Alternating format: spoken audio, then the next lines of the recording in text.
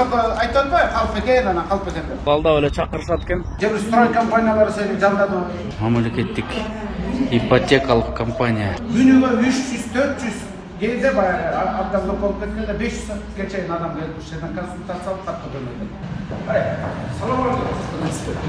Атың ким? Аваз. Аваз, сен билдин Аваз деп жүрүп.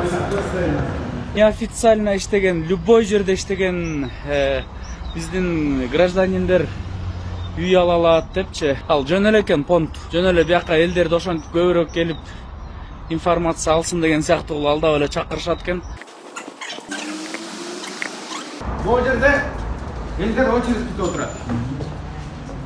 Ушунун баардыгы азыр консультация берет.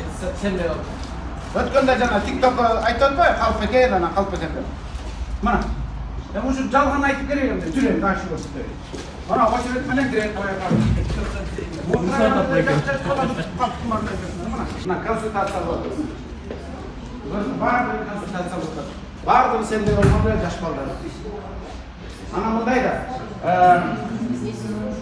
Тиякта очередке турат. Бир жерден консультация алат. Күнүгө 300-400 кейде баягы абдан болуп кеткенде 500-га чейин адам келип ушерден консультация алып катты төлөйт. А сен каратып туруп эле жөн эле жалганды таратып ийдиң. Эми туура эмеспи? Жүрөйчү. Бизде кимдер катталат? Бул өткөндө бул жигит, жана тамада жигит. Өткөндө жана айтты го тиги.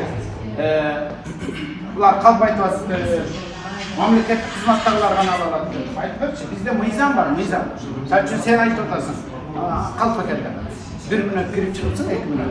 Жартында бирөөлөр турабы, же бир строй компаниялары сени жалдады. Мында кандай интерес бар түшүнбөйм да. Сенин кызыкчылыгың эмне? Ушунчалык болуш керек, ушундай, ушунчалык. Мен бияктан алмадым экен, мындай болуп калдык тиги.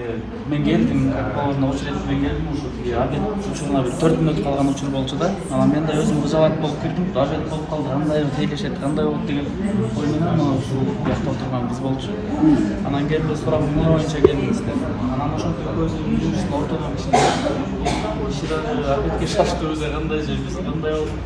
Жеткиликтүүрөөк маалымат ала албай калып, анан ошо түшүнбөстүк айынан ушул жагдай. Жок, андай айт да, мен келдим. Мен келсем обедке чыгып кетишти. Обедке 3 мүнөт калганда келген өзүмдө күнөө деп айтпайсыңбы? Анан булар калп айтып атыптыр. Анан мамлекеттик кызматтагылар эле алат экен деп. Сен айтканың ошол. Бизде мыйзам бар. Шороодо иштейсиңби, базарда иштейсиңби, такси айдайсыңбы, стройкада иштейсиңби, мигрант болосуңбу, же мына өзүң тамада келесиң, тамада болосуңбу, эгерде соцфонд болуп, жана фирмада иштесең, мисалы ошол жерден айлык аласың да.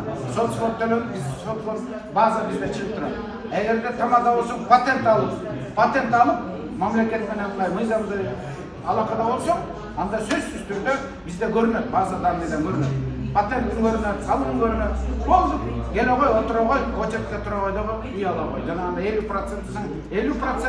бертинде очередсиң, бертинде очеред. Ну зачем? Мына Ороз айынын астында калптын баарын айтып TikTokко таратып популярный болду.